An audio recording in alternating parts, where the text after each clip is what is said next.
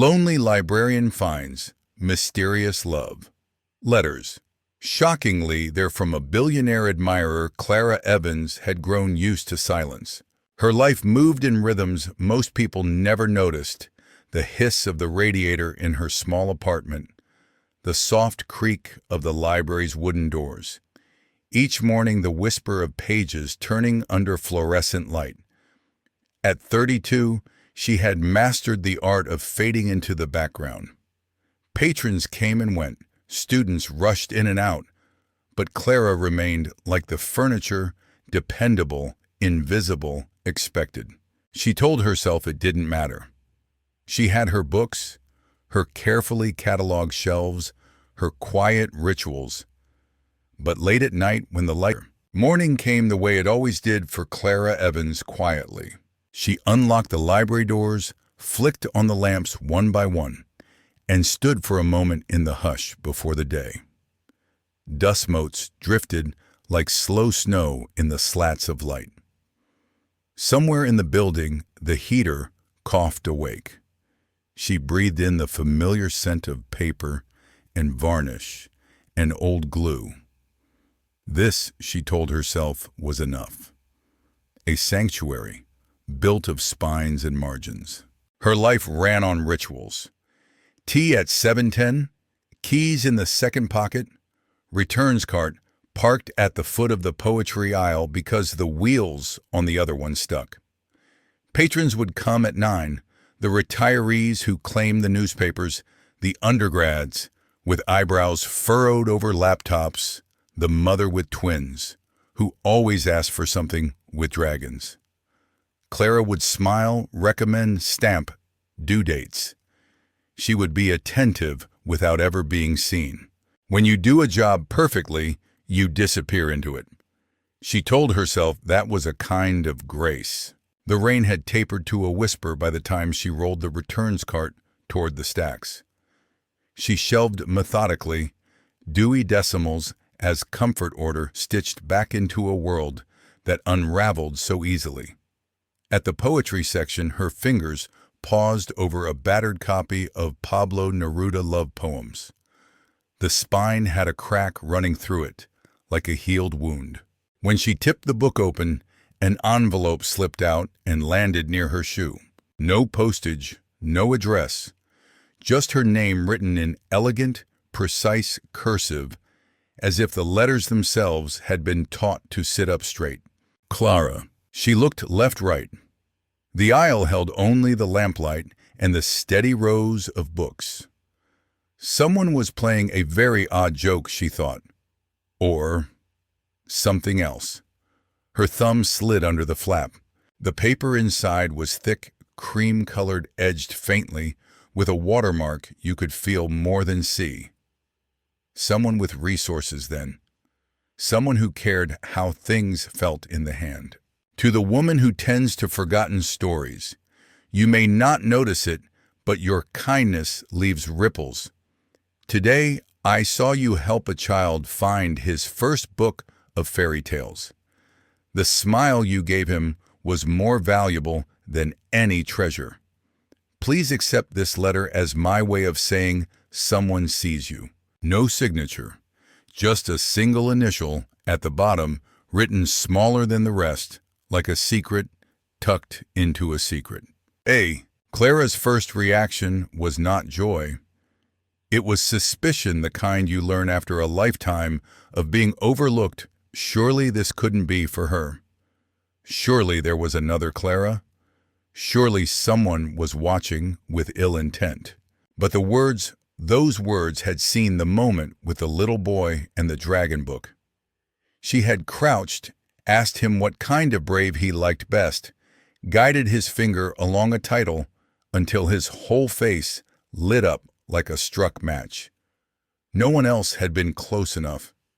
She remembered thinking as he ran back to his mother, the letters multiply.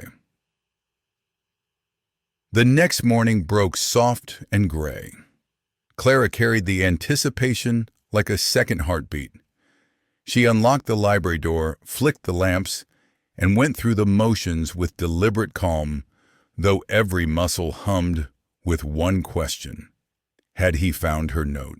She pretended not to rush, but poetry called her like a magnet.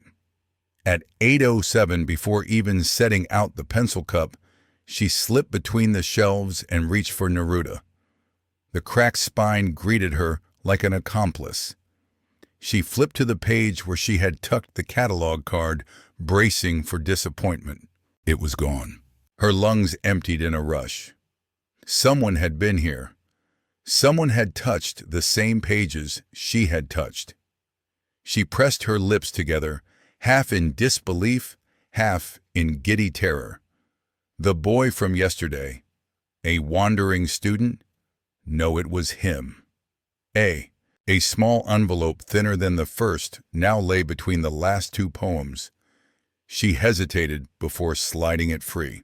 The script was the same, the lines curved confident. Clara, I read your words last night, and I confess my pulse quickened as if I were 20 again. You think your note small, but it was an anchor. To know you chose to reply, that you risked even the smallest sentence, is more precious to me than I can say. You believe books are better messengers. I agree. So let them carry us forward. Each one will hold my truth for you, and perhaps, one day, yours for me. Until then, Clara closed her eyes. It wasn't just a game.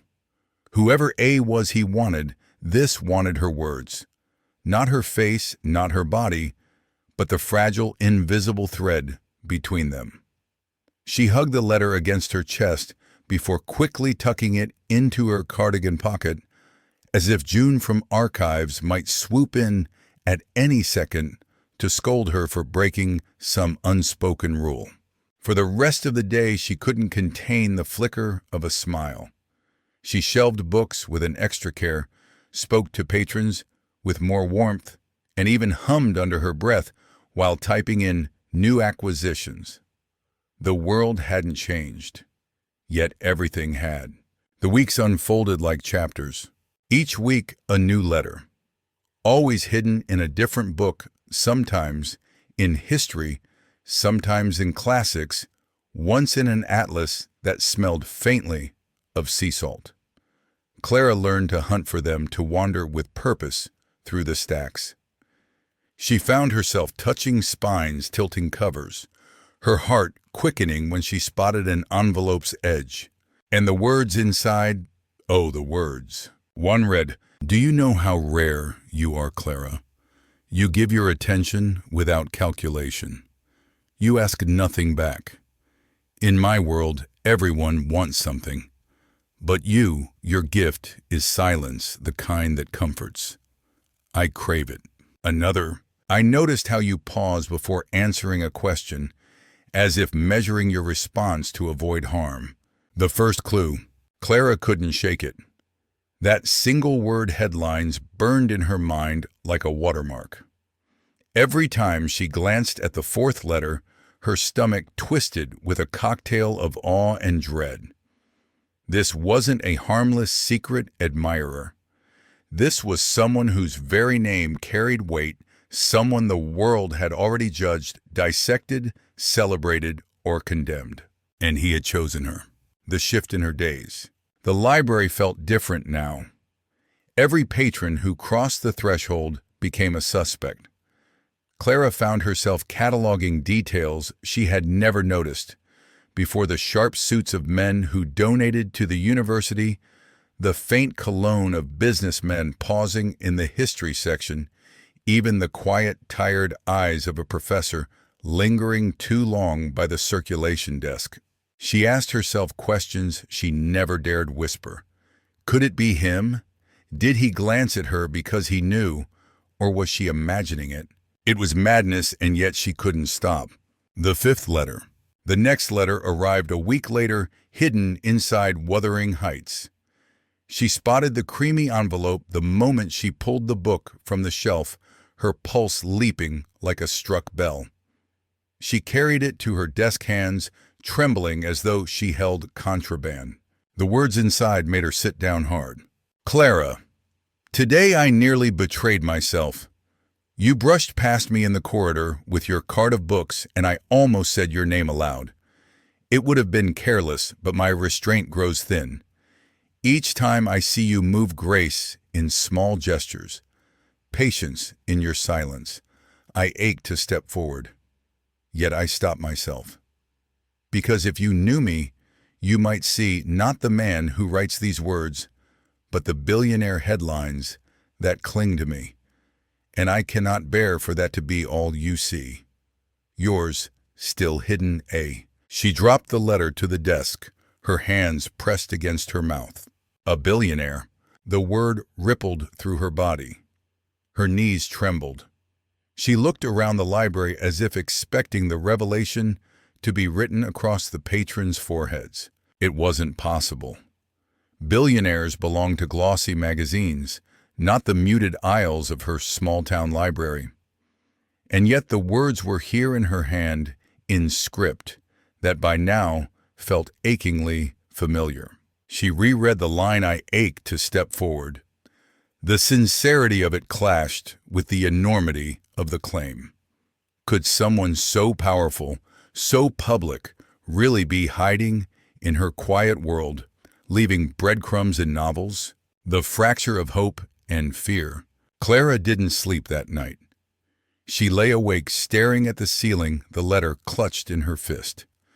Her mind spun between two extremes, wonder and terror. If he was truly wealthy, then why her she was no one? She wore cardigans frayed at the cuffs. She went home. The secret meeting proposal. ChatGPT said Part 4. The secret meeting proposal expanded 900 words. The letter lay heavy in Clara's palm, though it was only paper and ink. Tell me, Clara, will you allow me to step closer? The words echoed through her like a bell rung too near her heart. For weeks she had lived in this dreamscape, letters tucked between pages, hope folded into envelopes. But this was a threshold. If she crossed it, there would be no retreat to the safe silence of anonymity. She sat at her kitchen table tea, cooling untouched beside her. Outside, rain scribbled down the window. Inside, she pressed her forehead to the cool wood and whispered, "What am I doing?" Yet even as she asked, she knew she was already falling. The library the next morning. She tried to distract herself with routine, unlocking the doors, arranging the pencil cup, nodding to June. But everything seemed tinged with color, sharpened by anticipation. She moved through the aisles like a character in a play, every book a possible stage prop, every shadow an unseen watcher. She found the next letter in Pride and Prejudice, tucked between Elizabeth Bennet's refusal and Darcy's wounded pride. Clara's hands trembled as she unfolded it. Clara, I cannot wait in silence any longer. If my words have frightened you, forgive me, and let this be the last. But if they have warmed you, then meet me. I will not force myself upon you. I will wait in the place where words are born, the reading room this Friday, at closing. I will not approach you unless you choose. If you walk past without stopping, I will disappear and never trouble you again. Yours in hope, A. Her breath caught. Friday. Just 3 days. The thought filled her with panic and a strange exhilaration that lit her veins like fire. The days leading up to Friday. Time slowed and raced at once. Clara found herself distracted by every sound, every glance. She replayed every letter in her head, wondering if she was mad to even consider meeting him. What if it was a cruel trick? What if he was dangerous? But then she would remember the tenderness in his words, the patience, the way he had asked permission instead of demanding. She confided in no one. Not June, not her journal. Some secrets could not survive exposure to light. On Thursday night, she ironed her plainest dress, then scolded herself for vanity and hid it back in the closet. She told herself she wasn't preparing, wasn't waiting. But her pulse betrayed her. Friday arrived. The day crawled. Patrons came and went in their usual stream, students with late papers, retirees with detective novels, children with sticky fingers. Clara answered questions, stamped books, offered smiles. But her mind kept circling back to the same moment, closing time. At 7:55, she watched the last patron shuffle out into the dusk. The library exhaled into silence. The face behind the letters.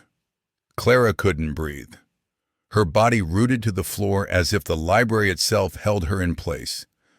The man standing before her, Alexander Hale, was a name she had only skimmed in headlines, usually paired with words like empire, millions, scandal, or genius. He belonged to a world she had never touched, a world she had only dusted off in glossy magazines while waiting for the bus. And yet, here he was, not as a headline, not as a photograph, but as the man who had been slipping letters into her library shelves, writing words that had unraveled her loneliness. Her lips parted. You can't be serious." Alexander's eyes softened. He looked almost amused by her disbelief, though not unkindly. "I assure you, Clara, I'm very serious. More serious than I've been in years." The disbelief. Clara shook her head, retreating half a step. "Why me? You could have anyone. Why hide behind notes in books? Why—" Her voice faltered. "Why choose me?" He didn't move closer. He seemed to sense that too much would send her fleeing. His hands rested on the back of the chair, composed but humble. "Because you don't want anything from me," he said simply. "Do you know what it's like to live in a world where every handshake hides a demand? Every smile conceals a transaction. Money buys loyalty, admiration, even love, but it never buys truth. You gave a child a storybook with the same kindness you give everyone who walks through those doors. I saw it, and I couldn't let it go." Clara's throat tightened. That moment, the child clutching his first fairy tale had been ordinary to her, part of the rhythm of her days. For him to notice, to hold on to it, it made her heart ache. The confession. She whispered almost to herself, "You've been watching me, not in the way you fear." Alexander replied quickly. His voice dropped lower, sincere. "I come here to escape. The library is one of the few places where I can be unseen." And then there you were, moving through silence as if it belonged to you. You don't chase attention. The weight of his world. The rain had stopped by the time Clara stepped out of the library, but it still felt like weather in her chest. She walked home without seeing the street. Her hands were cold, though her coat was buttoned. Behind her eyes was the reading room lamps. Oak his face. Alexander Hale. The name moved through her like a bell. In her apartment, she set water to boil and forgot the kettle. She stood at the window until the glass fogged, then wiped a circle clear with her sleeve like a child peering out of a train. Her life had always been small by design. Books, tea, rent due on the first. Quiet. Now a story had stepped out of the pages and asked to be real. She slept poorly. At dawn, she woke to a city the color of paper, and without thinking reached for the little wooden box by her bed. The letters lay inside, creased, softened, warm with rereading. She stacked them on her palm like thin stones and thought, "What have I let in?" The next day, she expected him to vanish. He didn't. At 11, when the morning rush thinned, a new envelope waited inside the Quiet American. The wax was plain. The script was the same. "Clara, last night I told you truth and left you with fear. Both are fair. I will not force the world I carry onto yours. If you wish, letters only. If you choose, we can meet in the reading room on Saturdays. 1 hour, no promises, beyond words. I will come and go by the side door. My driver will wait on the next street. No flowers, no gifts, no photographs, only words. Please set the rules. I will keep them. A. She read it twice, then again. The word that steadied her was rules. His power had frightened her. His willingness to be bound by her terms began to unfrighten her. She slipped a catalog card between the pages and wrote, Saturday, 1 hour, side door. If anyone sees us, it ends. No calls, no cameras, no money, only letters and the library. C. She chose Neruda again for the reply and felt the odd pleasure of the crack in the spine. Past. At 17, a boy had dared another boy to ask Clara out. She said yes, and they laughed about it later. It had taken her years to forgive public attention for the private sting it left behind. That was one reason she liked libraries. People spoke softly. Spotlights were for shelves, not faces. Saturday came. He arrived without ceremony, dark coat, knit cap, no entourage in sight. But still his world walked in with him. The air shifted as if it knew the cost of the room had changed. He stood where they had sat before, hands open at his sides. No kiss, no reach. Only a chair angled toward her and the care to wait until she entered the light. They talked about nothing at first. Books, the weather, a line she loved in Bishop, a line he loved in Rilke. The room listened. Then the why of it crept closer. My life is monitored, he said. There are seasons when it eases others, when it doesn't. When the world begins to suspect. The library was supposed to be a fortress of silence. But silence, Clara was learning, was porous. It carried echoes. It leaked. By mid-March, the reading room no longer felt untouched. Students lingered too long. Journalists began drifting in with notepads, and more than once Clara noticed the faint metallic click of a camera shutter when she turned her head. It wasn't just coincidence. Whispers traveled. Alexander Hale had vanished from glossy society pages months ago, and now rumors swirled. He's been hiding in the library. He's been seen with a woman there. Clara wasn't named, not yet, but the air had thickened with suspicion. The letter that shook her. One Tuesday evening, she opened Anna Karenina to find a folded page with no wax seal. His handwriting was sharper, almost rushed. Clara, I fear the walls are thinning. The press has caught a scent. They will not know your name yet, but they circle like birds over a field they don't understand. I can disappear again if it protects you. All I need is your word. A. Her chest tightened. She wanted to scream at the page, don't leave. She also wanted to say, yes, disappear, save us both. Instead, she sat at the circulation desk long after closing, staring at the shelves as if the spines might whisper her choice back to her. Her past hesitation. She remembered her father once telling her, when people know too much of you, Clara, they stop seeing you. You become a story, and stories get told the way others want. Maybe that was why she'd stayed hidden in small jobs' quiet corners. Why she never sought the kind of life that made her legible to crowds. She feared being turned into someone else's tale, and now she was standing at the edge of exactly that. Their next meeting. Saturday came, and against her better judgment, she didn't cancel. Alexander entered by the side door, but this time tension clung to him like a second coat. His eyes scanned the aisles as though calculating escape routes. You shouldn't have come, she whispered. And yet, he said, allowing himself the faintest smile. They sat opposite each other. For a long time, neither spoke. The clock's ticking filled the void. Finally, she said, "They'll find you. And when they do, they'll find me." Alexander leaned forward, elbows resting on the oak table. "If that happens, Clara, you say nothing. You owe me nothing. I'll take the weight as I should." His certainty frightened her more than the cameras. "You can't protect me from being seen," she whispered.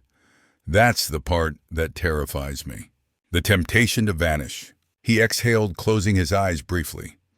When he opened them again, the exhaustion was plain. "I've spent half my life building walls of lawyers and guards and contracts. They kept everyone out and me in. And now that I've found someone who sees me without those walls," his voice broke off. He pressed his lips together, steadying himself. "Clara, I can leave. I can disappear again. But if I do, I won't find my way back."